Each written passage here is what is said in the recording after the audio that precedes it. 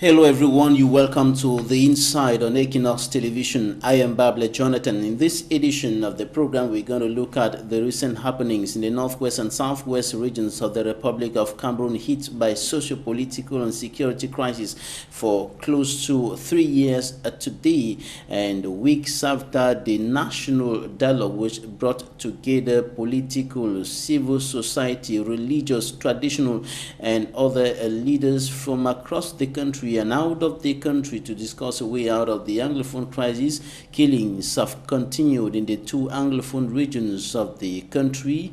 Destruction of properties has continued. Abductions and other atrocities have continued in the northwest and southwest regions of the country. We'll take a look at that. And one of the major outcomes of the national dialogue, that is the special status which the participants agreed that should be given to the northwest and the southwest regions of the country within the context of the decentralization process that is being implemented in Cameroon. We'll take a look at that. We'll talk about the stakes, the content, and the application of that special status and how it's going to help the Anglophones or solve the Anglophone problem. That's it. Meet our guest in some few seconds.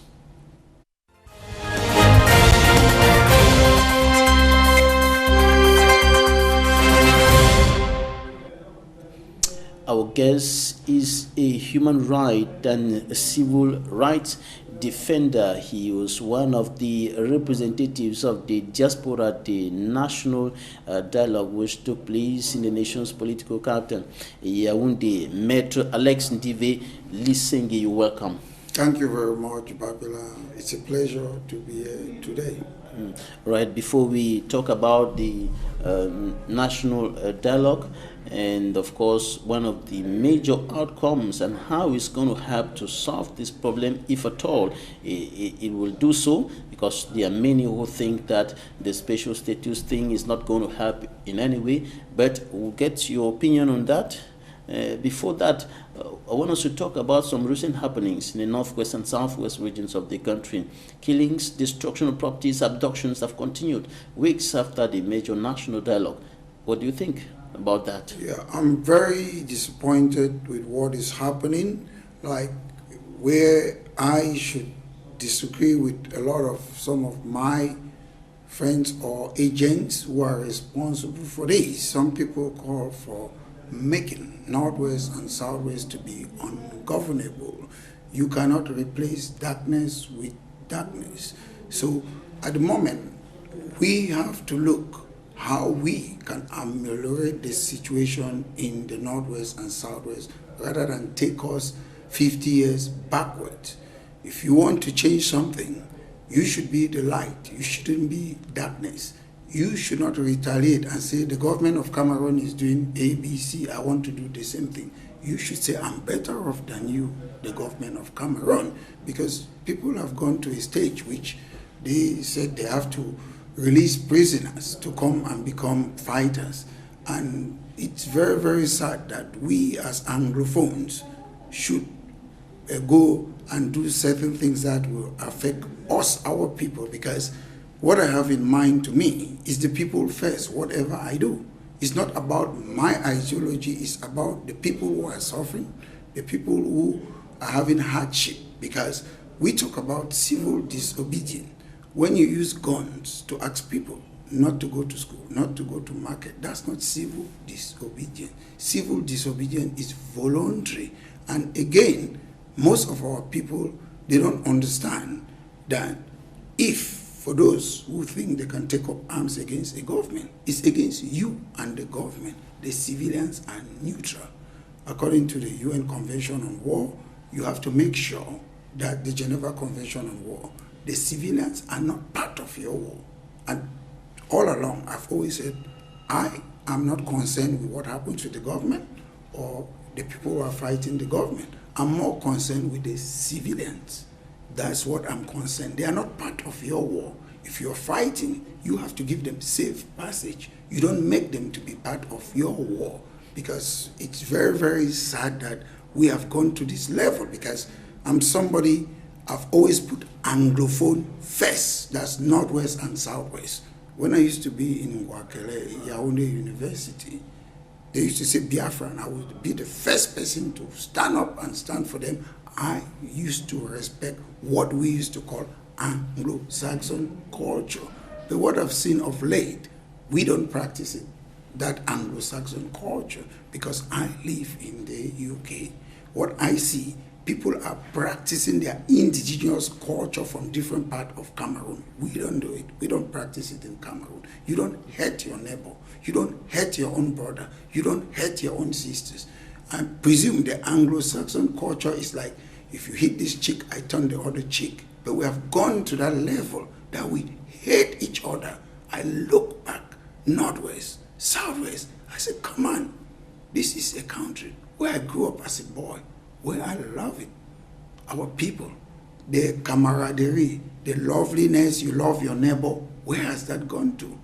And when I'm talking now, what I have in mind is what happened to Florence Ayafo. It's a disgrace. Even if that woman did whatever, we should not treat our people like that. It was a gruesome killing, what has been described as a gruesome killing.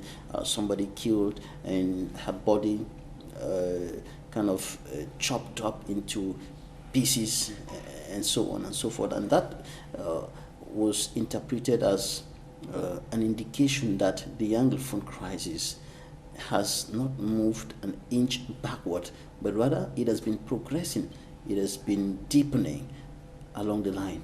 That killing. Yeah, what I saw, I deliberately kept quiet because I was lost for words. I did not know what to say. And it was just yesterday night that I just put something on social media because I asked, what that woman is a woman. We, as Anglophone, we respect women. We respect our mothers, our sisters. And when I see, I'll call them my brothers, I saw what they did. I don't care whether you're a bandit or a criminal or whatsoever, they have heart, they have souls, they have sisters, they have brothers, they have uncles. When I saw what happened, I'm sure we, as Anglophones, as a people of Cameroons, will live to regret that for the rest of our life. And some accusing fingers have been pointing towards some government officials, have been pointing towards some alleged state-sponsored militia and so on to have committed that act in order to tarnish the image of the separatist fighters or something like that. Yeah, I would say this quite clearly, and I'm sure I want to make our audience to understand certain things. When we talk about state sponsor, I'm talking generally, including the Western world. A state, a government, we should understand what's a government. Government, they have agents, they have intelligence. I'm saying everywhere in the world, USA, Europe, they can do that.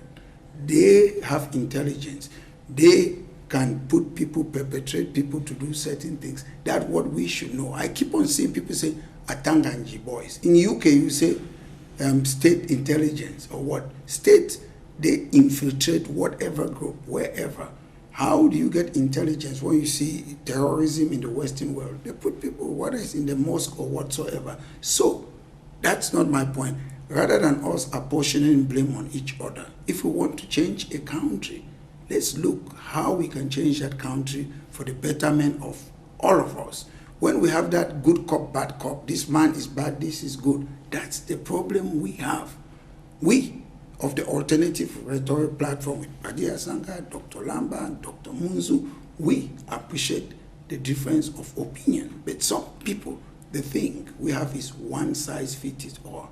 It doesn't work that way. If you're intolerant, why are you fighting for democracy? Why are you insulting the government of Cameroon when you cannot tolerate? That's the problem we are facing in Cameroon. Because today, some people will say, oh, Francophones are bad. I grew up with Francophones in Boya. They are good people. I went to Ngwakele. I have a lot of good Francophone friends. The problem in Cameroon is not about Francophone, Anglophone. It's about a regime. And we should look at it in that way. I don't buy the idea about Anglophone, Francophone. I am not trying to discard our history, that the English part of Cameroon came together with the French part of Cameroon. That's not what I'm saying. I respect that fact. But however, I live in the United Kingdom. The Scottish people, they wanted independence. They were not saying Cameroonians should leave their country. So we should understand that politics is about politics. We don't involve civilians. And we, as an agent, or whether you're a civil society or you're a politician, we should leave civilians out of politics. People have to leave. We cannot say, some people like they're fighting, oh, we should wait and do politics after independence. I don't know the future. I don't know if I will be alive tomorrow. So our brothers and sisters in the Northwest and Southwest, they have to leave. They have a life. Another major atrocity committed recently in the two Anglophone regions of the country is the killing of an ex-separatist fighter who dropped his gun, came back to the normal life train, handed himself and presented himself during a ceremony in Wum in the northwest region of the country. And just that night or the following night, he was killed and his corpse found the next day. Yeah, I understand that Mr. Fai Yengo Francis, the former governor, is responsible for this disarmament community.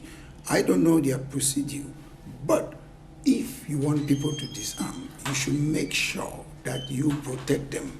Because from what I'm gathering, they say he did not want the government to protect him. That's not an excuse. It is evident and it is clear that if you're an ex-AMPA fighter and you want to go back into the community, it's clear that your life will be in danger. So I'm sure that's part of the failing of the government, and I hope that will not repeat itself, because so far as you have been fighting with these AMPA or whatever AMPA boys, if you want to go back to the society, they have to look for a safe place and put you. I don't even think where you are living or what we call in the West witness protection plan. You have to move. You saw Yanikawa is somewhere where he's safe. I don't like apportioning blame, but I will blame the government on that killing, because what we see pictures when people say they don't want to be AMPA anymore. What do the government do? You put them on social media, parade them. Why are you doing that? You don't need to do that. So the government is wrong with that, and I hope if the government genuinely want to see people to put down their arms, they should not be showing them on social media. They shouldn't be doing that. The government is wrong. That's propaganda. You shouldn't be playing with people's life. And that's somebody's father, that's somebody's brother, that's somebody's husband. The government should not be playing politics with people's life. However, the head of the Disarmament, Demobilization and Reintegration Committee for the Northwest region said he had nothing to do with that. He was not at the ceremony. He does not know the ex-AMPA fighter who presented himself. In fact, he dissociated himself from all of that stuff to say that the center is not responsible for anything that happened. Yeah. The problem is this disarmament committee was created by the government. You cannot disassociate yourself. A government is a government. The government created that disarmament commission. So when they say you are responsible, it's part of their job, because if I'm not mistaken, I saw something on social media. I don't know whether it's a DO, a governor receiving this guy. That's a government. And they are responsible. Northwest Governor, Dr. L'Afrique, I saw a picture. Gendarme officers and so on, greeting him. Yeah, they cannot disassociate themselves, because if they are saying that they are not responsible, it means the government is dysfunctional, because the disarmament committee, they have to cooperate with the governor. They are together. And the question many have been asking is, why the government or the gendarme officers who were there, the administrative authorities who were there, why did they decide to yield to what the ex-AMPA fighter is said to have said, that he does not want security, does not want protection, and they decided to accept that and allow him to go back to his home? That's where we lack when we talk about professionalism. Professionalism is what? In every walks of life, whether you're a journalist, Babila, you can have a bodyguard. You might tell your bodyguard that, I don't want this, I don't want protection. It's not up to you. Your bodyguard will say, no. You decide. The bodyguard is a professional person. You don't decide. You don't tell your bodyguard what your bodyguard wants. So whatever that guy might have said, it was up to the government to say no. So the government was wrong in that sense. So at the end of the day, I can tell the government that I don't want the protection. It's up to the government to say no, you have no choice. Because the danger was imminent. What could be the impact of this incident on government's efforts to de-radicalize, disarm the separatist fighters, and government's efforts to take them out of the bush and so on? To me, it's not really about the government, it's about individuals. Because I feel sorry. And if anyone, you call yourself Amber Boys, I'm speaking directly to you. I feel for you. I feel very, very sorry for you. I'm in the diaspora. I know our people who are in the diaspora, they don't care about you. I see your body, your corpse lying in the street every day. It hurts me. The point is, this individual should come out of those bushes. You cannot kill or risk your life for a penny, for 1,000 or 2,000. Your life is very important. And there are so many ways we can solve this problem. One, there's Cardinal Toomey. You can see Cardinal Toomey. There's another way. You can just leave directly. If you are somewhere in Kumbo or any part Bali or any part in Cameroon, you can leave and transfer and go to Marwa or any part without going directly to the government. But if you want to go directly to the government, it's up to you. But if you know your life is in danger, it doesn't matter. You can look for a way and displace yourself and come to Douala, Yaoundé, Garoua, wherever in Cameroon. You don't need to go through the government, because what the government is doing, I'm not saying they're wrong, but they are enticing people. They're making you think you should have a better life.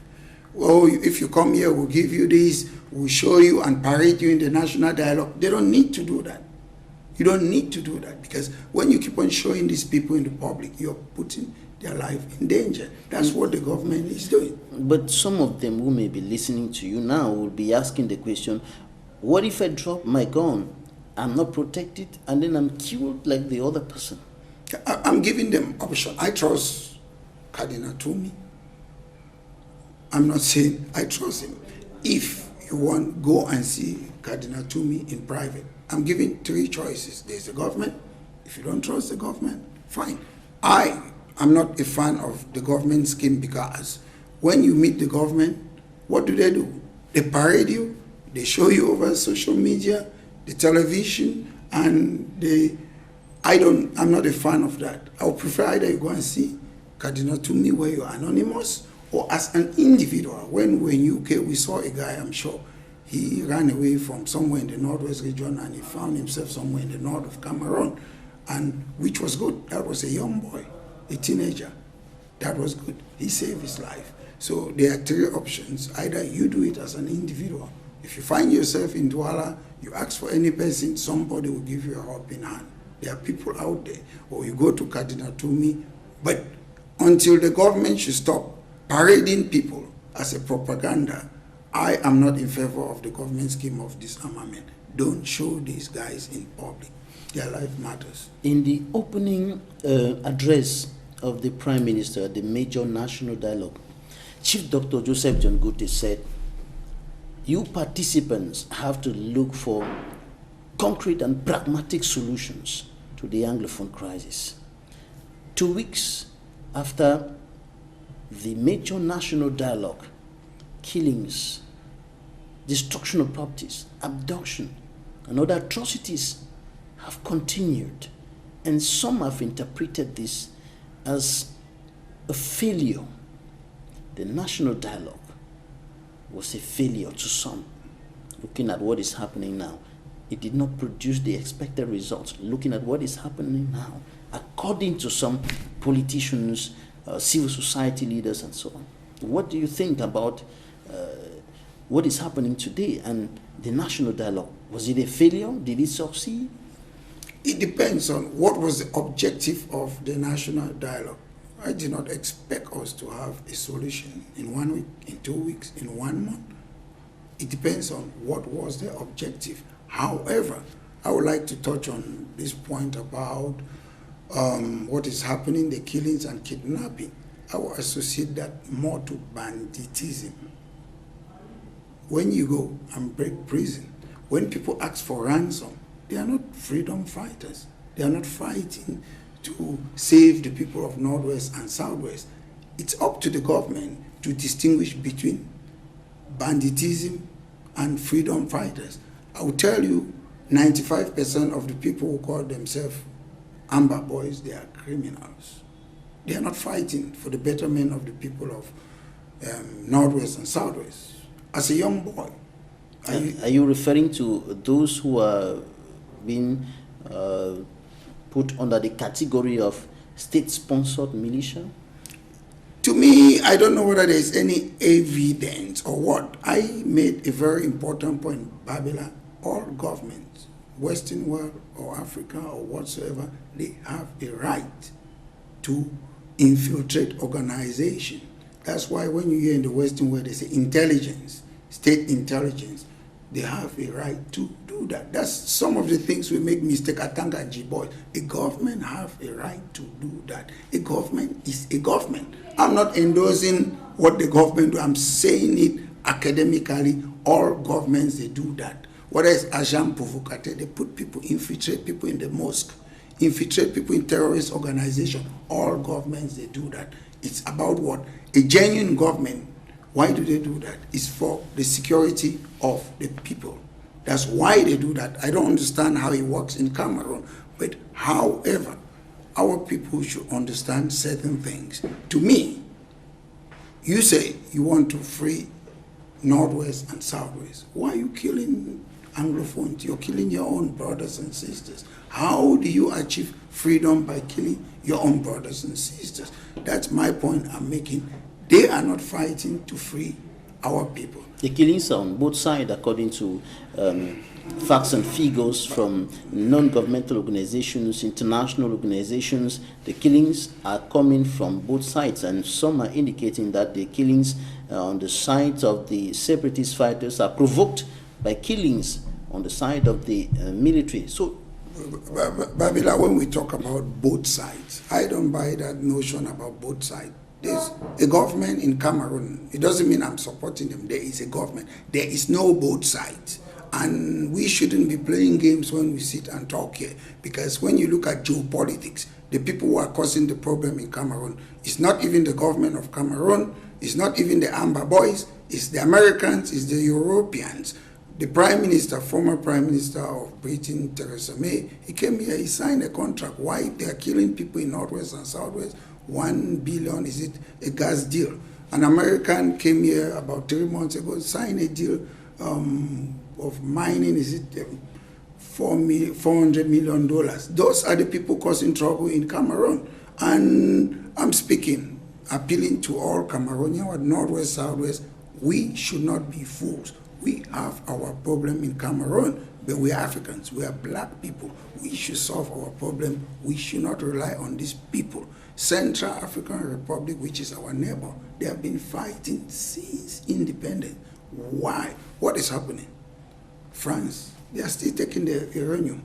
When there's confusion in the country, that's when the West, they profit from us. I look at the problem in Cameroon that we should solve it. Mediator. We always want the Europeans or Americans to be mediators. Who are the people who colonize us? The West. Who are the people who are promoting apartheid? The West. Who are the people who enslave us? The West. So why should I go and ask somebody? I prefer to speak to an African, Paul Biya, than to be talking to these people. I live there. I live there. Most European countries, in the European Union, there are 28 countries. They don't have what Cameroon have. Switzerland, they live on chocolate and watches. Why are we suffering here? So it's up to us. I would prefer to talk to an African brother than to talk to a Western person. I don't hate them. I live there. I envy their culture. But we as Africans, we should be the new generation that we can speak among ourselves. We don't need somebody, a Mozungu, a white man, to be in between to solve a problem between Babila and Alex. It doesn't work that way. Those who are thinking that we need people or some people to come from outside back their stand by saying that amongst ourselves there is no trust. We don't trust ourselves anymore. There is nobody who can stand and speak and the others listen. There's nobody who can be trusted to be a mediator or things like that. Do you know something? Some of my friends always call me, I'm a one-man soldier. Do you think if I want to talk to Paul Biya, I need somebody to be a mediator? I know the presidency, I know the address, I know who to write to. They will better turn it down. I would prefer, let me try. All the people who say they don't trust the government, have any of them ever written a letter to the presidency? Can they show me that they have said maybe the presidency turn it down? No. I've met a lot of people in Cameroon. Some people I've never seen physically. I've met them and they're very engaging. You talk with people, don't assume. I met Chiroma. He's a very, when I mean in terms of engagement, he's a nice person. He said I should come and meet him. I don't care about your political opinion. I love people who engage, who debate. We have been on the alternative rhetoric platform for close to 3 years now. Paddy Asanga, Dr. Lamba. We have asked these people, the Ambazonia and the diaspora, I call them hijackers because most of them, they used to work in the government. They were never part of the Southern Cameroon National Council or Youth League when I was a boy. We used to fight for it. I don't call them, they are opportunists. We have asked them, come and have a debate with us for 3 years. They cannot come and tell us what's your project. How do you want to achieve this independence? They are unable to do that. If you cannot debate with me, somebody who have been championing the Anglophone cause, who do you want to talk to? Do you want to talk with Biya? You should first talk with me, talk with Paddy Asanga, talk with Dr. Lamba before you talk with the government of Cameroon. I am saying this deliberately. I'm challenging them. Let them come and talk and be cramming resolution whatsoever, marriage not be forced. Let's debate among ourselves as Northwest and Southwest. Babila, I don't know if you have ever experienced this. We cannot speak as Northwest and Southwest, but we want to speak with our Francophone counterparts. We cannot speak Northwest and Southwest. We have never sat down and talked, with the exception of the early 90s. If you talk that Northwest and Southwest, let's come together and talk. We are afraid. We just assume that we are one. We are one. Democracy is about differences. I believe in unity in diversity. I don't believe in unity in uniformity. We are different. Our difference doesn't make us to feel that there's antagonism among us. Our difference unite us. I remember when I was in primary school, Boya Station, we used to appreciate our differences. We used to celebrate our cultural differences. But today, we look at it as if it's something that divides us. Our identity is our culture, my tribe. An Englishman is an Englishman. A Scottish man is a Scottish man. Cameroonians should be proud to say that I'm from this tribe. There's nothing wrong to say I'm from Banso.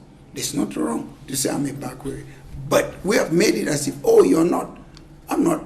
We have taken this failed Western culture and think that Anglophone, Francophone, we can use another name. Yes, we came together and created this country which is called the Republic of Cameroon today.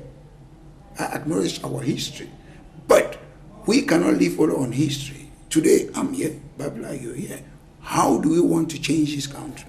Do we want it to remain one and indivisible? Do we want federalism? Do some people want to live? It is legitimate to talk about these things. Politics is about ideology, and even the Constitution of Cameroon. Don't mind, a lot of people come and say, don't talk about separation. The Constitution of Cameroon permits it. Freedom of association, which means I can create an association, I can create a political party, and the motive of my party is to separate from this country. It's not against the Constitution. It's an ideology. So people keep on saying that secession is against, it's not. Once, as they talk about freedom of association, you can form any association. It's an ideology. I put it to the people, vote for me, this is what I want. If they vote for me, that's what I will do. So, but those who are saying that secession is against the constitution is because the constitution says Cameroon is united and not divided. So if you're coming to divide, what the constitution says is united, you're against the constitution. No, you are not against the constitution in the sense that I'm saying the constitution is not for the dead, it's for the living. So the constitution of today, in 1 year's time, in 10 years' time, might not be the constitution. People change it. It's not for dead people. It's for living people. You do the constitution to fit the motive or the objective of the people who are living at the time.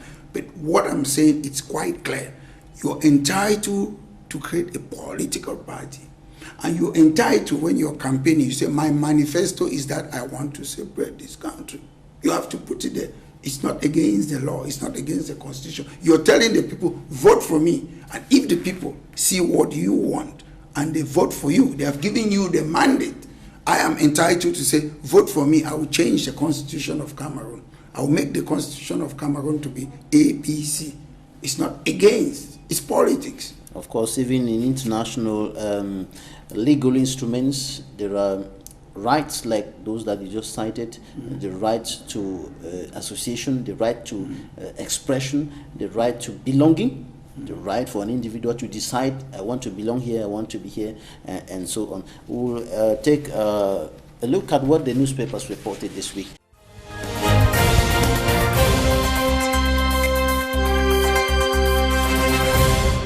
The Post-Weekender questions what Anglophones want in the special status that emerged in the major national dialogue. The Sun, Prime Minister John Gutte under attack. The Watchdog reveals when John Gutte failed in the major national dialogue. The Guardian Post questions if PM John Gutte declared war against Northwesterners. The Voice, cheating Anglophones cleverly. The Advocate, major national dialogue far from finish. US wants fresh international inclusive dialogue to end atrocities. More calls for the release of detained Anglophone leaders and Muslim scholar Abdul Karim Ali. The Median, renewed violence in the Northwest and Southwest.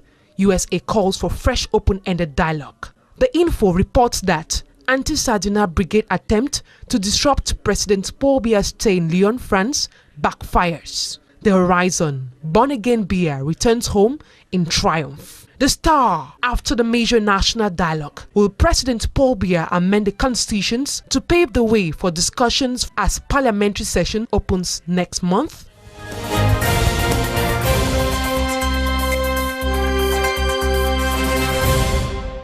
That was the press review, and we are still with our guest, Maître Alex Ndive Lisinge, human and civil rights defender from the diaspora. Maître, you, Padi Asanga, and other persons, you've been really interested and working on de-radicalizing the separatist fighters and bringing them out of the bushes. How far have you gone? Yeah, I will just speak in general terms because, as I say, these things are very sensitive. It's not something that you talk about individuals in public for their own safety. But we understand that most of these young people, I will start by, the government have failed to provide employment to our young people. And some of them, they are joining these Amber Boys not because they love to be there, because they have been unemployed. And the problem is most of these guys, they are caught between the diaspora, Ambazonians, and people like ourselves, Padilla, Sanga, Dr. Lamba, and other people. Our motto is give these people books, not guns. And we talk to them, they call us. But sometimes you're not sure. Like recently, I saw something on social media. They were saying that Padilla Sanga and Lisinge, they were trying to bribe the Amber, but they are not trying to bribe them. We don't want to see our young people being killed. We know that they are our brothers. Some people, they don't care. They can sit on social media, they can talk. We talk to these people. It's not about bribe. Sometimes we sit and we will come one day and try to praise, oh, Paddy Asanga was doing the right job maybe in 20 years' time. We want to see that at the end of the day, these guys are risking their life. We want them alive because most people in Douala, I was there in Bonaberi, they have asked a lot of people have moved Anglophones. And you say you're fighting La République. Why are our people coming to the French part of Cameroon if those we are fighting La République? So we talk to them, we engage with them, and we do our best. And the difference is that we don't have the capacity of doing GoFundMe or whatsoever. We don't have any help from the government. We do our own little bits and whatsoever among ourselves. And that's why we appreciate it a lot, because a lot of people try to sabotage anything that people are doing. And they call people named blacklegs or whatsoever, but that's not a problem to us. Because I was so disappointed when some people in the social media, they were talking about Daily Smith and Paddy Asanga because we're trying to bring some of these Amber boys to attend the dialogue. It's clear, our positions are clear. We are not in that position that we want to fight the government. We want peace, and we can change Cameroon without using arms. That's our position. So some people believe they can use weapons to challenge the government. That's their position. And as we said, freedom of association is sacrosanct.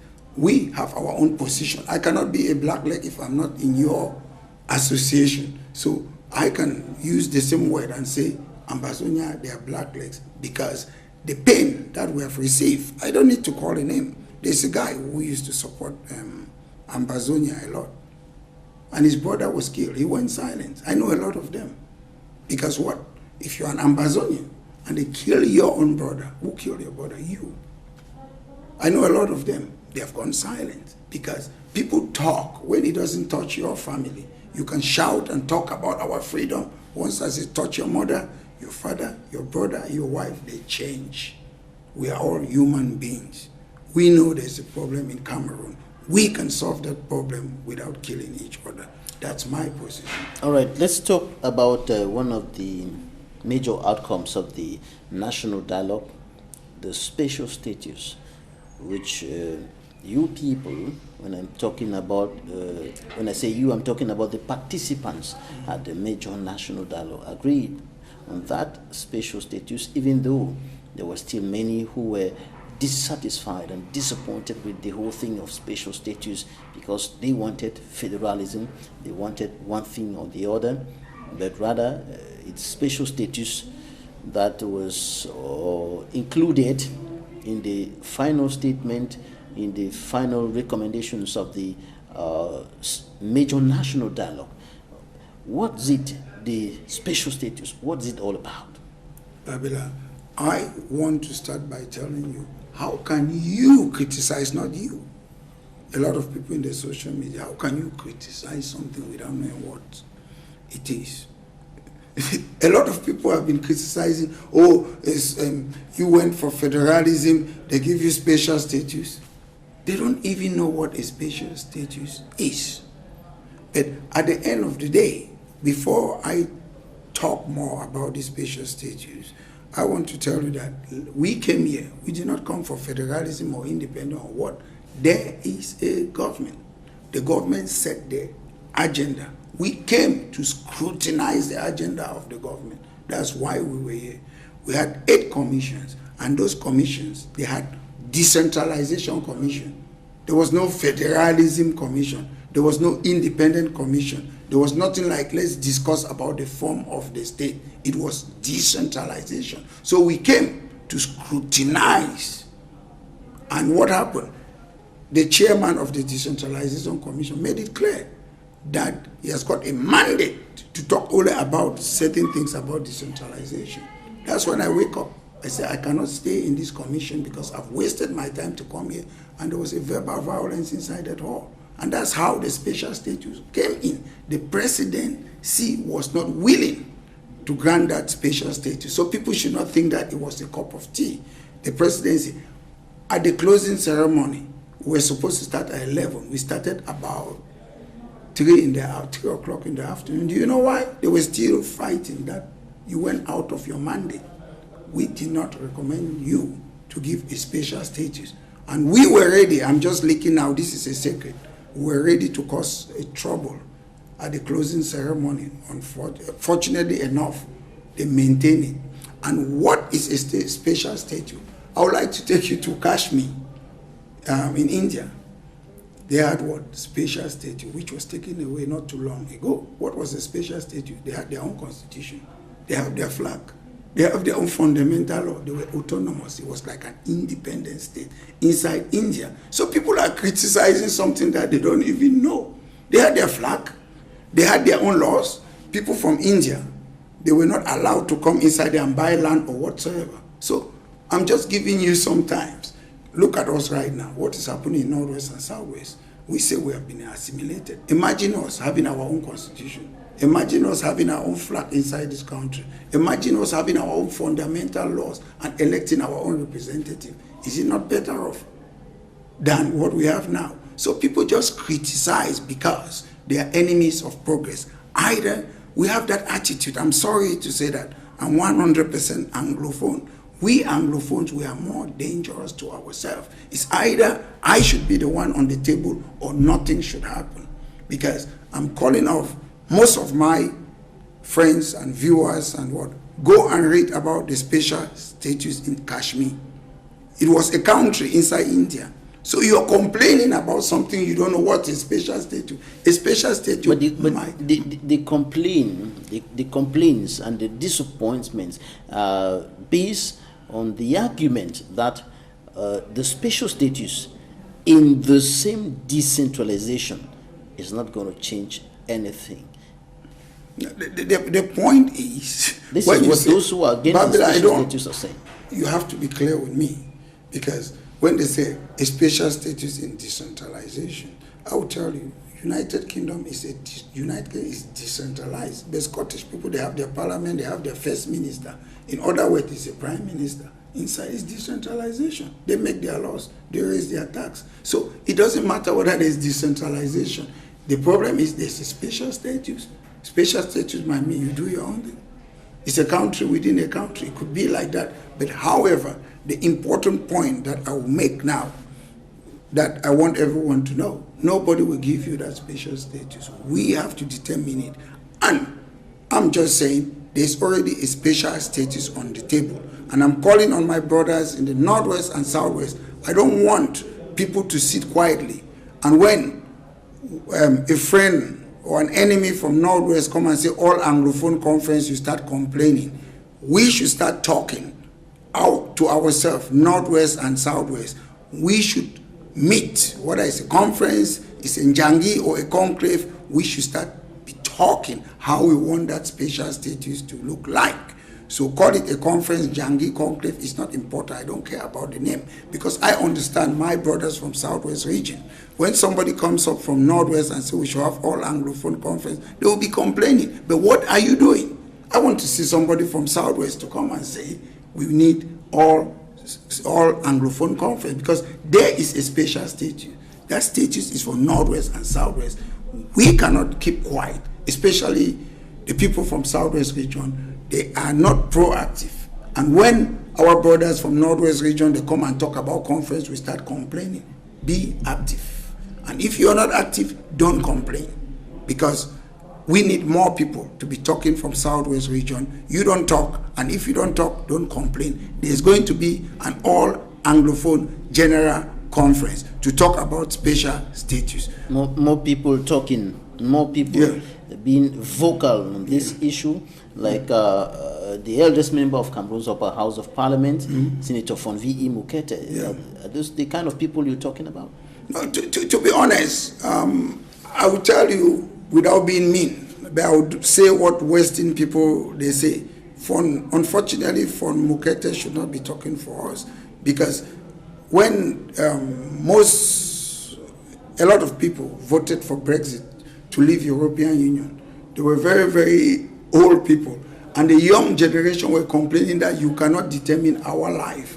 You are very old and you're determining the life of the younger generation. So people like Fon Mukete, with all due respect, they shouldn't be speaking for us. They have lived their But they aren't life. working for themselves. They're not talking for themselves. They're talking for the children, the grandchildren, the great-grandchildren that they're leaving behind. Babila, the people who are running Cameroon today, they used to run Cameroon. They were in their late 20s, 30s, the Paul Biya, the young Philemon, all of them. So we don't expect, even at the age of 50, you're too old to be talking for us. Paul Biya was just 32 years old when he was prime minister. So we expect young people to speak for themselves. We don't expect a person from Mukete should be about 100 years old. They shouldn't be talking for us anymore. It's a shame that they cannot hand over power to a younger generation. Do even the ruling party, the CPDM government, do they not have young people? These people, I don't understand. It's a disgrace. Because I'm talking, not me and you. I'm not a member of the CPDM. Can they not hand over to the younger generation of CPDM? They don't do that. You stay there, you look at them. I saw a lot of them at the dialogue. It was like zombie. They wake up from their graves. What are they doing there? We need younger people. It's a country, Babila. This is Douala. I was in a car. I've gone around Douala. It's the economic capital. You look at the roads. These people they don't have any clue of how to run a country. They have passed their sell-out date. And at the end of the day, they should leave the younger generation. I don't want to see somebody who is above 75 talking on my behalf. Well, if you were elected in a free and fair election, I don't mind. You can be 1 million years, but we know what's happening in Cameroon. They should leave the younger generation. If, let's forget, we know the ruling party is CPDM. They should hand it, the power to younger generation. All right, on the special status, you cited the example of Kashmir in India. Kashmir in India. Mm-hmm. Now the Social Democratic Front thinks that the best example that is speaking to Cameroon, that is speaking to the case of the northwest and southwest regions of the country, is Quebec in Canada. What do you think about that? Yeah, I have no problem with that, but my problem I have with SDF, when they talk, they should watch out. They shouldn't speak as if they are speaking for Anglophones. They should always say, this is SDF position. They have the right as a political party to put their proposition. But when SDF, they speak as if they are speaking for Anglophone, that's the danger. A lot of people don't like it, including myself. Right. But they have a right to say SDF position is the Quebec style. Other people, I don't know other people who have political parties in Cameroon, civil society, they have a right to say, we prefer this. It's their right to say. The Quebec example, Quebec, which is a country in a nation called Canada, that example, can it be applied in Cameroon? If it is applied in Cameroon, is it going to solve the problem? Is it going to be profitable for the people of those two regions? I personally, I appreciate the Quebec system, and I presume it works 100% in Cameroon. Why? We, in Cameroon, we keep on making mistake and thinking that bilingualism is about talking French and English. That's not the point. I went to Ngwakele. I studied public law. 99% was French. When we mean we need the two systems in Northwest and Southwest, we should have the English system, because in Cameroon we know officially French and English are, when they say official language, it's not about the language, it's about implementing everything. If there's an enam in French, there should be an enam, maybe in Boya or Bamenda, not in Yaoundé. If there is in law school, yes, all those things, that's how it shouldn't be that, oh, we have put a section. No, we have to operate the two systems separately, but it doesn't mean that the French people, any person who is from the French part of Cameroon can come to the English part and open a French school. That's your business. But the main system should be English and French. The other one should be operating in the other 8 regions and the other one in the 2 regions. But if I love to go to Garoua and I want to operate the English system, school or legal system, I can do it there. But we should draw the map. We have what we call, bilingualism commission. It's not about speaking a language. It's about us being able to operate the French and English system in equal standard. So we are making mistake about speaking a language and operating. In the light of what you're saying now, that means there should be a parliament in the two Anglophone regions. There should be, for example, the SDF talked about the House of Chiefs that should be restored. There should be an administration. There should be a prime minister. There should be a president. Is that? It's up to us. We call it, it's already existing in the Constitution of Cameroon, freedom of association. There is nothing wrong to say the members of parliament from Northwest and Southwest, they want to meet and discuss about problem in Northwest and Southwest. We must not always meet as MPs from Cameroon. They can say the MPs of Fako or Mani wants to meet. It's freedom of association. So it's already existing. It's that people should speak.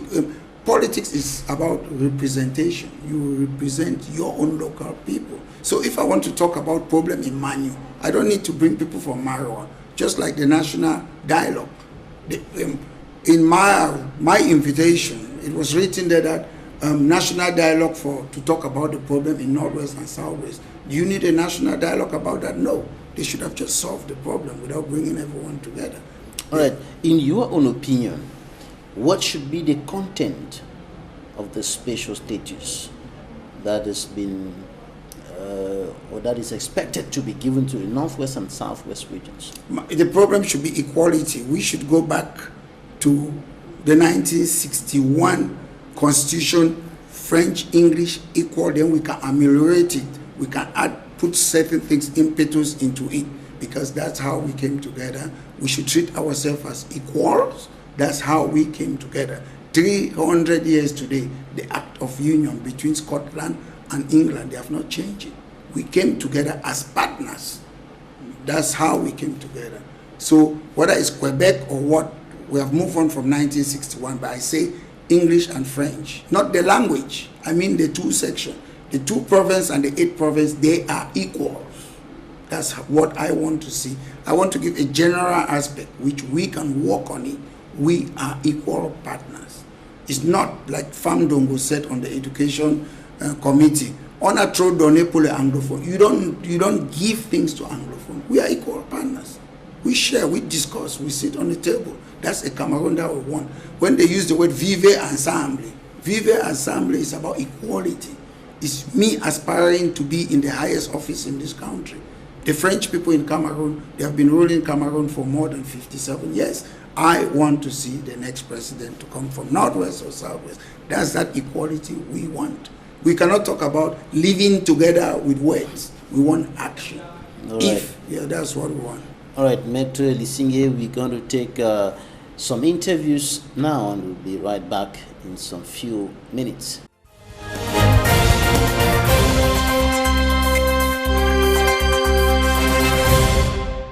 I find myself to report myself to them, then live a free life back as I used to be. So it made me now to see that the freedom given by the president, I came to see if truly the freedom has been granted into this division by the military around me, by other people I see, so that I can call on my brothers back at the bushes to come and believe in me that so truly I was here and nothing happens to me. So I wish and I believe nothing will happen to me today. I'm taking over command, the head of #1 subdivision, at the time when we still have some of our brothers and sisters still in the bushes who are reticent to lay down their arms. I think I've come to work with the population, and our priority will be to continue sensitizing these our young brothers and sisters to lay down their arms, to permit us bring life back to normal in the Kumba Central Subdivision, and to enable people go about their daily economic activities history. You have to show proof of vigilance and a high sense of anticipation. There is high threats on peace and public order, social cohesion, and the security of people and their property, with different forms of aggression, theft, robberies, assassinations, scams, drug trafficking, and other narcotics. In a particular way, I recommend you to pay special attention on the respect of regulations with regards to implementation of drinking spots, closed educational establishments, and also on the opening and closing hours of these drinking places. You will equally meditate to resolve succession disputes at the head of some traditional chiefdoms and territorial disputes between administrative units and units under the traditional command. The task awaiting you is immense and exhausting. There was a misunderstanding because there's one young man who died, and the information about his death was not the right information. So it degenerated. So people went attacking the activities of the Fumban community. But it was something which did not last for long, because the forces of law and order had to intervene to bring in order. So we have discussed with the traditional leaders, we have discussed with the motorbike riders, we have discussed with the administrative authorities, and they have all agreed that they will collaborate hand in hand to bring peace.